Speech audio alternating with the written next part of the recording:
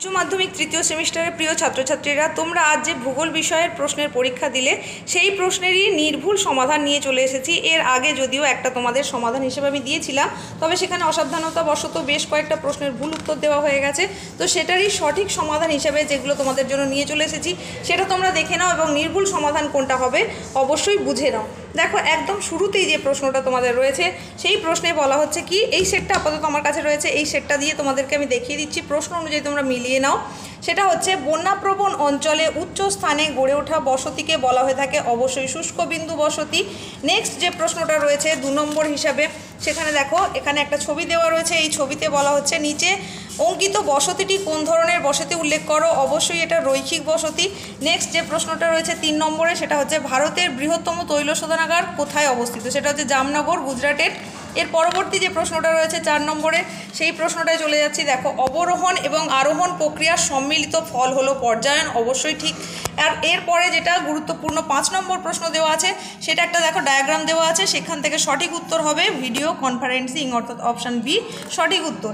এরপরে দেখো 6 নম্বর যে প্রশ্নটা রয়েছে সেই প্রশ্নের উত্তর দেখে নাও এবং তোমরা প্রত্যেকে কিন্তু কমেন্টে জানিও কে কতগুলো ঠিক করেছো। 6 নম্বর প্রশ্নের উত্তর দেখো, নিম্নলিখিত কোন বিবৃতিটি খাদ্য শৃঙ্খলের ক্ষেত্রে প্রযোজ্য নয় বলেছে, সুতরাং এটা অবশ্যই অপশান এ সঠিক উত্তর, কারণ শক্তি প্রবাহ সর্বদা হবে একমুখী।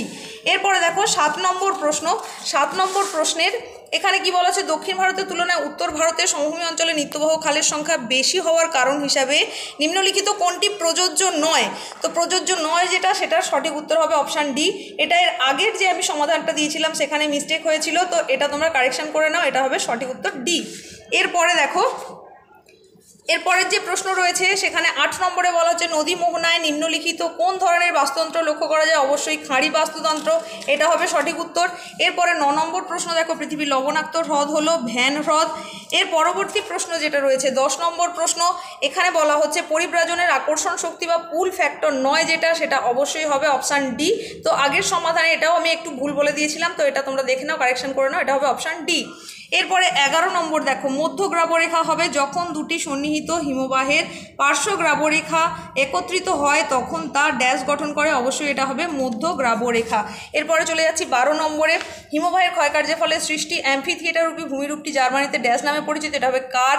এরপরে দেখো 13 নম্বরে, এই যে বাম স্তম্ভ ডান স্তম্ভ মেলাতে বলা হয়েছে বৃষ্টিপাত সংক্রান্ত, এটার সঠিক উত্তর হবে অপশান ডি।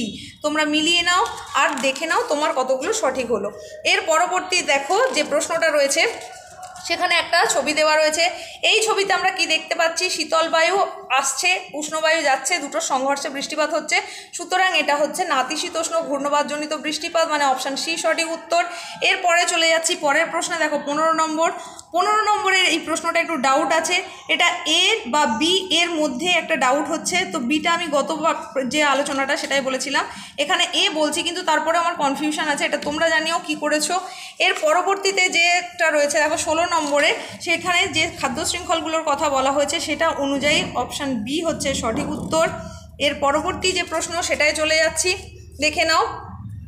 পরবর্তী প্রশ্ন হিসেবে যেটা দেওয়া রয়েছে সেখানে হচ্ছে, কার্স্ট অঞ্চলে চুনাপাথরের অদ্রাব্য দ্রবণ কার্যে গঠিত লাল বর্ণের কর্দম নিম্নলিখিত যে নামে পরিচিত, সেটা অবশ্যই হবে টেরারোসা।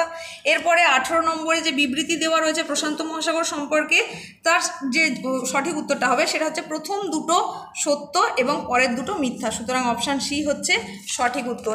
এরপরের যে প্রশ্ন রয়েছে 19 নম্বরে, দেখো এটার সঠিক উত্তর হবে বান্টু, নিরক্ষীয় বৃষ্টি অরণ্য অঞ্চলের অধিবাসী।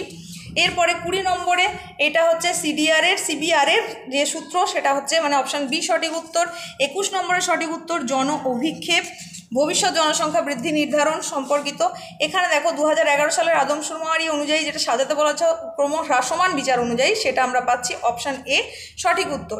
চলে যাচ্ছি পরবর্তীতে দেখো অবশ্যই এটা সঠিক উত্তর হবে, যে জিজ্ঞাসা চিহ্নযুক্ত স্থানে বসাতে বলা হয়েছে, এটা হবে আন্তর্জাতিক বাণিজ্য, মানে অপশান বি সঠিক উত্তর।